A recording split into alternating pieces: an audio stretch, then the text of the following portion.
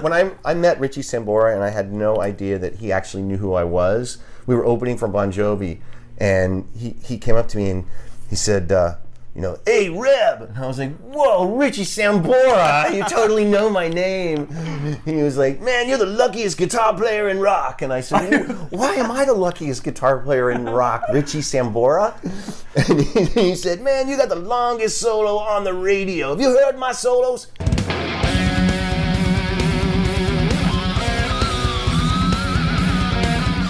What are some big differences between being a guitar player in the 80s versus today? And I'm taking it a step further. I'm going to just go, do you think that more players are at an advantage today or a disadvantage with the music industry? Oh, come on. I mean, they're at a disadvantage. When I put my record out, no one's going to really buy it because they can just watch it on YouTube. And there's really no way to stop it. You can try, but it's like whack-a-mole, Yeah. And so that's too bad. And the whole Guitar Hero thing, I'm getting worried. I haven't seen a new band. I want a new Van Halen to come out, with some hot kid who's doing something wicked on guitar with good songs. See, that's the problem. You get these amazing guitar players that go to GIT and Berkeley and all these places, and they come out and they're just badass guitar players, but they can't write a song, and so then they're stuck. They're going to reach that level, right, of the massive success that comes with being a guitar hero. You need the songs. Lynch, yeah, Beach, Van Halen, Brada. Right? Sounds so weird to me when you put me with those names. Oh, dude, Beach and Lynch. It's like Lynch is completely different. Yeah, Kotzen.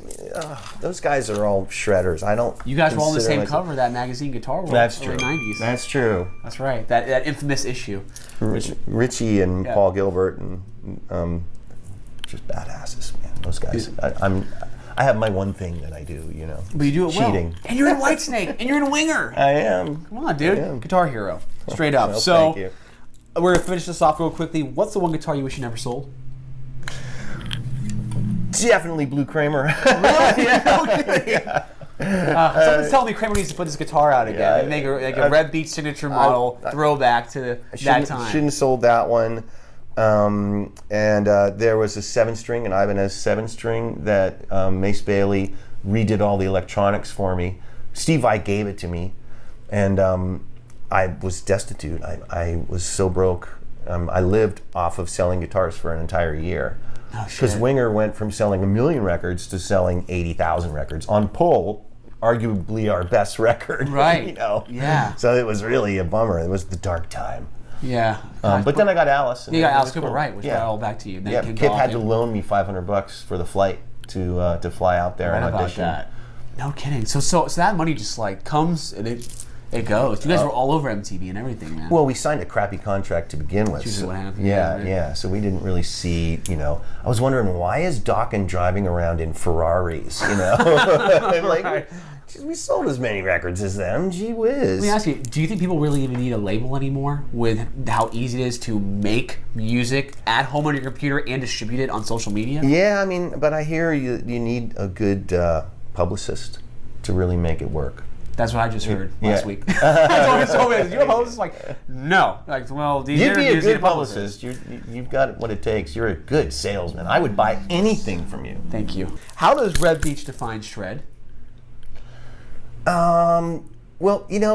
Shredding to me, I always think of the Mike Varney guys, who are just doing the amazing scales, and Yngwie Malmsteen, and I always think of fast guitar playing shredding. It's not. That's what I think it means. I prefer more like Steve Lukather or Andy Timmons, guys that play with just total soul, and then they just burn a shredding riff, not for a super long time, just for long enough to make your nips hard, and then they go back to, playing the melody. Headed for a Heartbreak, is that right? Headed for a Heartbreak. When I met Richie Sambora, and I had no idea that he actually knew who I was. We were opening for Bon Jovi, and he came up to me and he said, hey, Reb. And I was like, whoa, Richie Sambora, you totally know my name. He was like, man, you're the luckiest guitar player in rock. And I said, why am I the luckiest guitar player in rock, Richie Sambora? And he said, man, you got the longest solo on the radio. Have you heard my solos? And it's true. It was the longest solo. It was 2 solos. It was 2 solos, and the outro was just incredibly long. So all the swells, and you could feel like the emotion you're playing with. It's like, oh my gosh! Every time I see you play it live, it's like, dude. Some guy had written a comment. I posted a video of you doing tapping, what have you. He goes, no soul. I go, my man, you better go listen to Headed for a Heartbreak, and then go check your ass out of this page because you have no idea what you're talking about. Oh no! And that's not the only song. A lot of your songs, you just go at it, man. You really feel the energy when you're playing that stuff. Oh, thanks, man. And that solo is badass. I don't know if I like the beginning solo more or the end solo. And they're totally different. It's just like, wow, it's tough. I was trying to go for like a Alan Holdsworthy kind of a legato kind of thing, Yeah, that's what I heard. It didn't end up being that, but that's where I started.